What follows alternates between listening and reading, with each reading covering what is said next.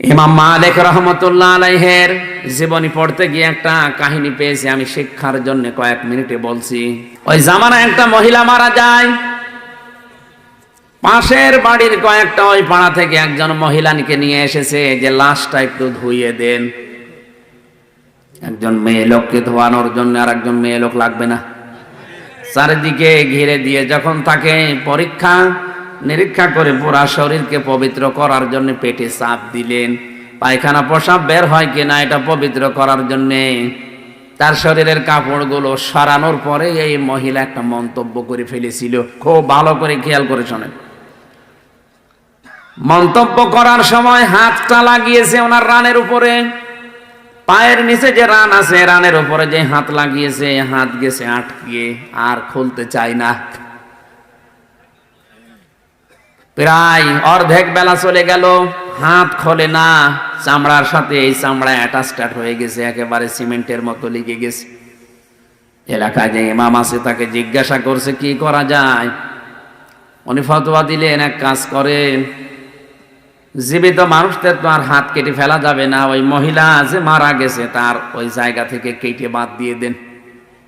কিন্তু যার বউ মারা গেছে ওই স্বামী বলছে না, আমি এটা হতে দেব না। আমার বউ ভালো মানুষ ছিল, আমার বউ নেককার মহিলা ছিল, তাকে আমি এই কাজ, তার শরীর এখন মারা গেছে, শরীরের চামড়া আমি কাটতে দেব না, দরকার হয় আপনি এই মহিলার হাত কেটে ফেলেন। এই মহিলার স্বামী রাজি নাকি? আমরা ওই পাড়া থেকে আসলাম উপকার করার জন্যে, আমাদের কোনো লাভ ছিল না। আপনার বউ তো মারাই গেছে, ধোয়ানোর জন্য তো লোক লাগে, দাফন কাফনের জন্য আমরা এসেছিলাম প্রতিবেশী হিসাবে সাহায্য করার জন্য। এসে একটা বিপদে পড়ে গেছে, আর আমার জীবিত বউকে তাজাবর হাত কেটে নেবেন আপনি? আমি জীবনও হতে দেব না। আমার বউ অনেক ভালো, নেককার। মা বোনেরা যারা এসেছেন, এই ঘটনা থেকে 3-4টা শিক্ষা আমি বের করতে পারবো ইনশাল্লাহ, ভালো করে খেয়াল করে শুনবেন। এই আছেন তো আপনারা? ইমাম মালিক রহমতুল্লাহ আলাইহি জগৎ বিখ্যাত আলেম, তিনি, তাকে ডাক দেওয়া হয়ে গেল যে আপনি আসছে না, সারাদিন কেটে যাচ্ছে, এই মহিলার তো এখন পোশাক পায়খানার প্রয়োজন, খাবার দাবারের প্রয়োজন, কি করা যায়? উনি বললেন ঠিক আছে, ব্যবস্থা করো, একটা ময়দানে আমি আসতেছি।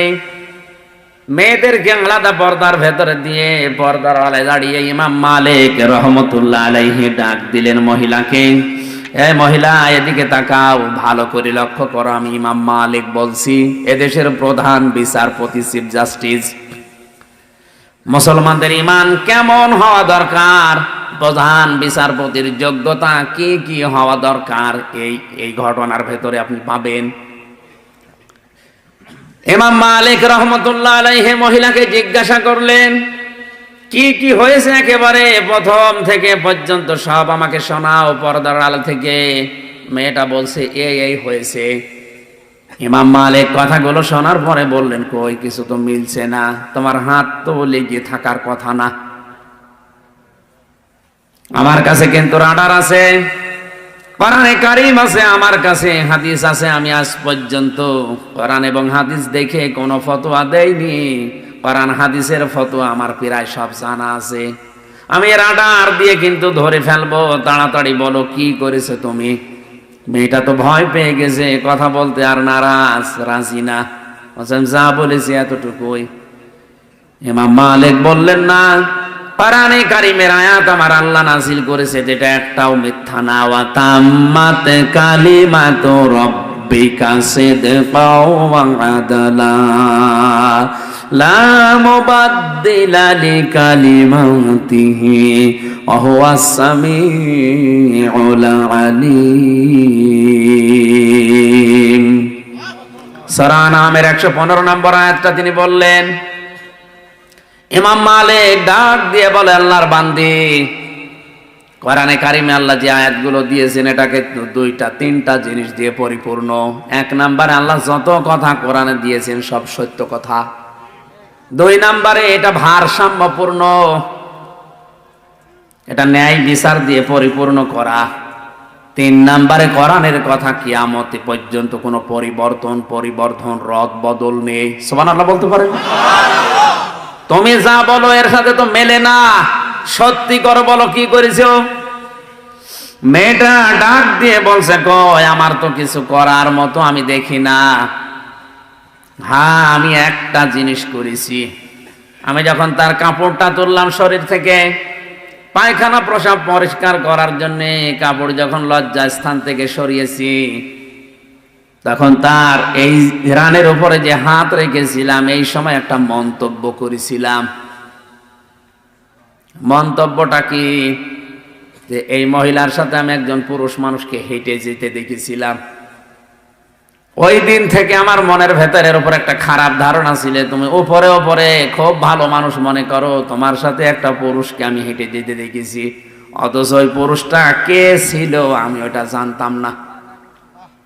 এই যে আন্দাজে কাউকে দেখে আশেপাশে ধারণা করা, একটা মানুষ হেঁটে যাচ্ছে, তার পাশে যদি মহিলা থাকে, ওটা তো তার বোনও হতে পারে, মাও হতে পারে, খালাও হতে পারে। কথা বলে না কেন? আমি এই যে ধারণাটা তার প্রতি করলাম, একটা নিক্ষেপ করলাম ধারণা। ইমাম মালিক বলেন, আমার কাছে রাডার তো এইটা, আমি এতক্ষণ মেলাতে পারছিলাম না।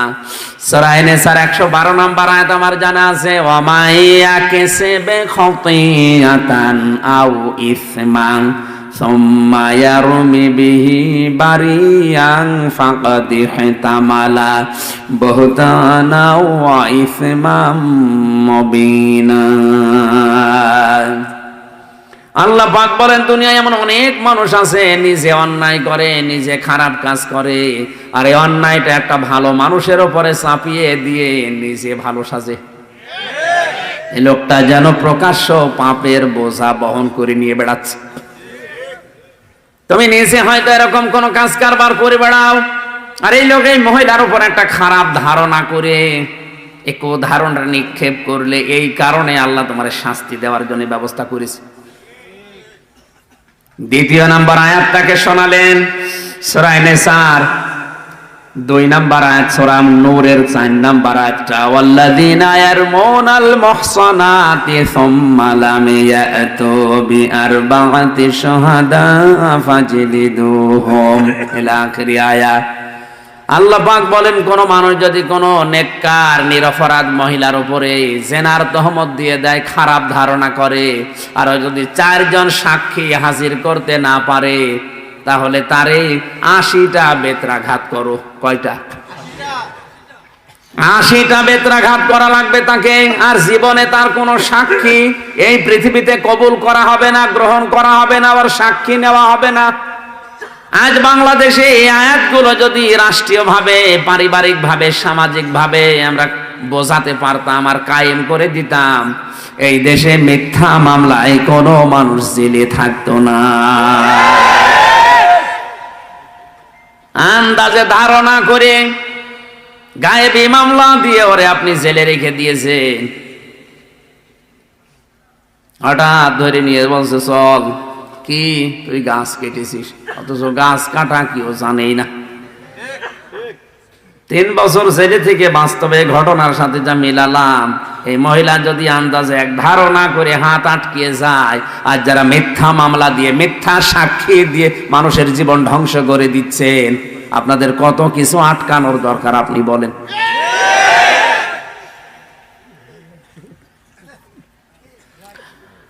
ইমাম মালিক রাহমাতুল্লাহ আলাইহি বলেন, আল্লাহর বান্দি, আমার কাছে 2 নাম্বারের সাক্ষী আছে, 2 নাম্বারের রাডার হচ্ছে নবীর হাদিস, মান সালিমাল মুসলিমুনা মিন লিসানিহি ওয়া ইয়াদিহি।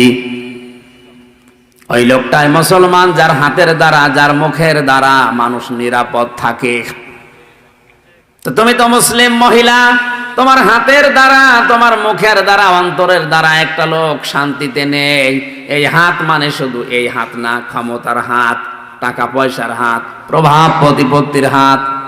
মুখ মানে শুধু এই মুখ না, অন্তরেরও মুখ আছে। এই সমস্ত জিনিস দ্বারা মানুষকে কষ্ট দেওয়া, এটা আর মুসলমান থাকে না। আন্দাজে ধারণা করলে কোন কারণে বলো, তুমি যদি সঠিক জবাব দিতে না পারো, আর 4টা সাক্ষী যদি জোগাড় করতে না পারো, এই মহিলার উপরে যে তহমত দিয়েছো, আন্দাজে মিথ্যা মনে করে তোমার এই মহিলার সাথে জীবিত মাটি দেওয়া হবে, এবং কোনোদিন আর এ পৃথিবীর মুখ আর দেখা হবে না। মহিলা তো কান্নাকাটি আরম্ভ করেছে, আমারে বাঁচান।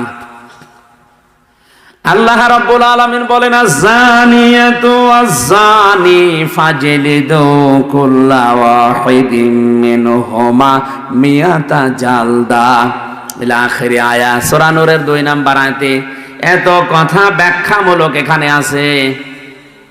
আমি তাড়াতাড়ি করছি খুব সামারাইজ করার জন্য। ইমাম মালিক যখন এতগুলো কথা বললেন যে 80টা বেত্রাঘাত তোমাকে এখন করা হবে আন্দাজে এই নিষ্পাপ মহিলার উপরে, নিরপরাধ একটা মহসিনা নারীর উপরে অপবাদ দেওয়ার কারণে তোমারে আমি 80টা বেত্রাঘাত কোরআনের আইন দিয়ে আমি আদেশ দিয়ে দিলাম। একটা দুইটা করে প্রধান বিচারপতির কথা শুনে জল্লাদ যে আছে বেত চালাচ্ছে চামড়ার চাবুক দিয়ে। একটা দুইটা করে বেত মারতে মারতে মহিলা প্রায় নিস্তেজ হয়ে গেছে, 79টা হয়ে গেছে, কিন্তু হাত খোলে না, হাত। ইমাম মালিক চিন্তা করলেন, কোরআনে কারিম দিয়ে যদি কোনো পাপের বিচার করা হয় আর বিচারটা যদি দুনিয়াতে হয়ে যায়, কিয়ামতের দিন আল্লাহ ওই পাপের জন্য ডবল করে আর বিচার করবে না। বিচার তো প্রায় শেষ,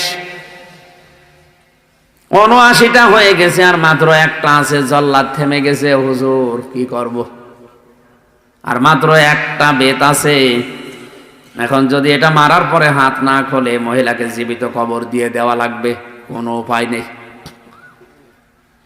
ইমাম মালিক বললেন, দাঁড়াও। অনেকক্ষণ পর্যন্ত চিন্তা করলেন, কেন হচ্ছে না, কেন হচ্ছে না। কোরআনে কারিমের আয়াত তো মিথ্যা হওয়ার কথা না, আল্লাহ 80টার কথা জানিয়েছেন, একা 80টা না। কয়টা? 80টা বেত্রাঘাতের কথা আছে। মহসেনা নিরপরাধ নিষ্পাপ, যে মহিলা অজ্ঞ জানে না কিছু, সে বিষয়ে আন্দাজে তার উপরে যদি কোনো সেনার তহমত কেউ দেয়। আজ ধর্ষণ মামলা মিথ্যা দিয়ে কত মানুষকে আপনি জেলে পাঠাচ্ছেন, আপনি চিন্তা করেছেন? আমার তো মনে হচ্ছে বাংলায় হাজারো ম্যাজিস্ট্রেট, হাজারো জজ, হাজারো বিচারপতি এই ঘটনার সাথে মিলিয়ে ওরা ধরা খেয়ে বসে আছে। 79টা হওয়ার পরে বললেন, একটু থামো দেখি কোরআনে কারিমে আর কোন বিষয়ে কোনো বিচার ব্যবস্থা আছে কিনা, কোন ফায়সালা আছে কিনা দেখি। দেখতে দেখতে তিনি আর পেলেন না, চিন্তা করলেন না কোরআন মিথ্যা হওয়ার কথা না। জল্লাদকে বললেন, ঠিক আছে বাকিটা মারো, যা হয় হবে। 80টা যখন শেষ, সঙ্গে সঙ্গে হাত ছুটে গেছে।